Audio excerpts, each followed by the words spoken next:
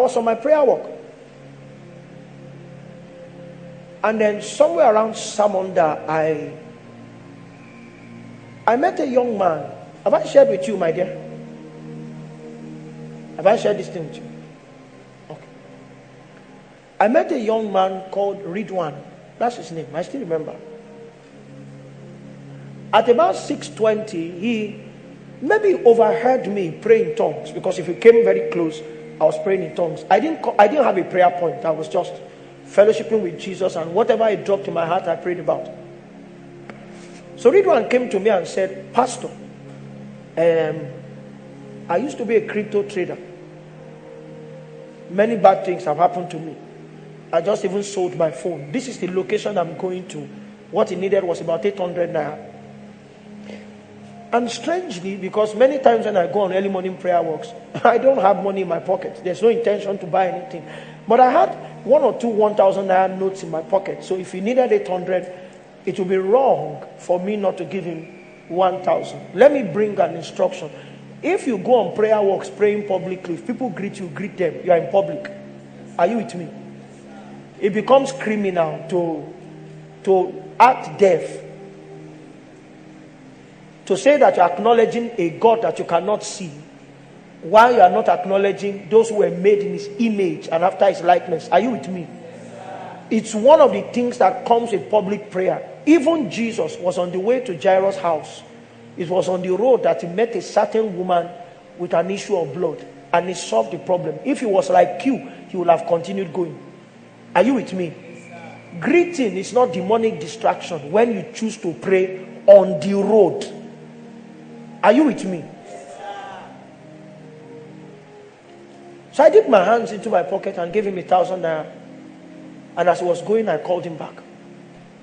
I didn't understand why he would have acted like that until I began to ponder again on yesterday night's subject, rivers of living water. These were my utterances. Read one. What kind of human being are you? Because I was angry. You met a pastor because you called me a pastor.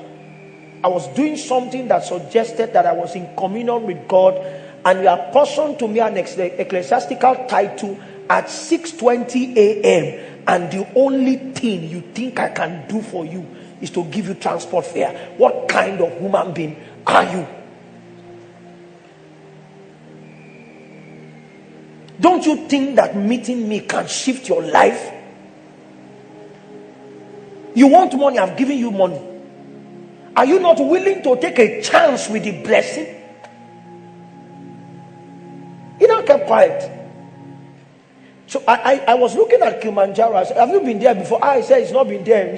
Things have happened to me. I said, okay.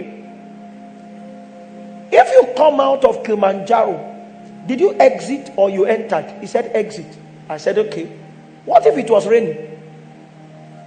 He said, it's still exit. They will open the door, it will come out. All right. Let's assume it was raining outside.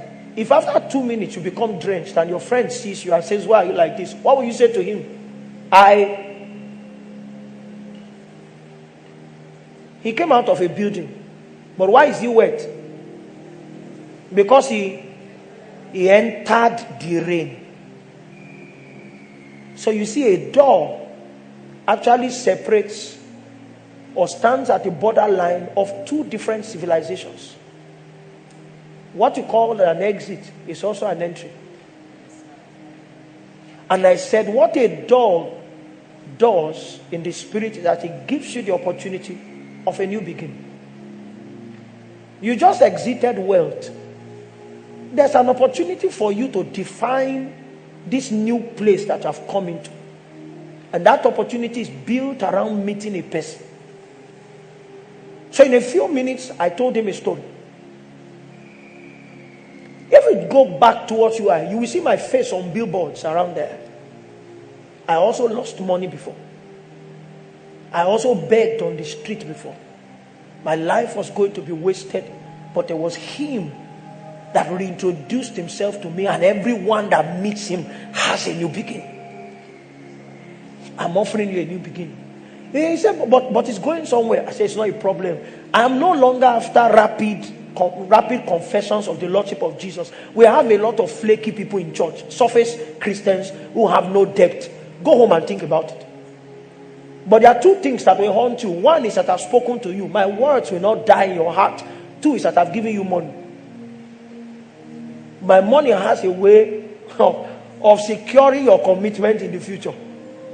So he prostrated and he left.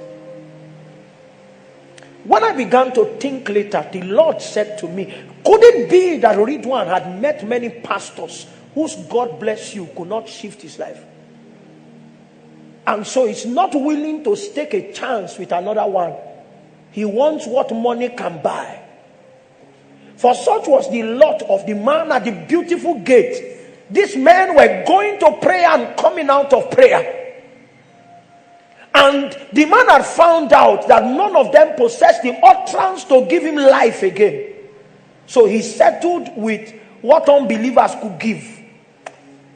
He set his eyes upon them, seeking to receive from them what you didn't need the temple to give. Because you can be prayerless and have money. If you've gone to somewhere and they told you if you don't pray, you don't have money, it's a lie. Are you with me? Prayer can bring you into that corridor of prosperity. But I'm saying that if you don't pray, you can still have money.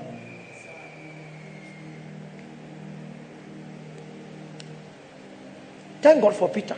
They didn't even have money. They were going to prayer. They didn't hold money. He said, silver and gold we have not, but such as we have. Peter and John were in possession of not just life, but a life that had gained an overflowing reality. Did you find out that healing session was not long? Such as we have. Such as I have. He even spoke for himself. To add John to it will have complicated the man's case. One was enough. You understand my story? He would have said to John, let's join hands and get it done. He says, such as I have. If we take from this man, you may be tall. What I have as an individual is enough. Give I unto you. In the name of Jesus Christ of Nazareth, rise up and walk. And he held his hand to help him up. And according to scriptures, the man was not stuttering. He was not staggering. The Bible said he was walking and leaping.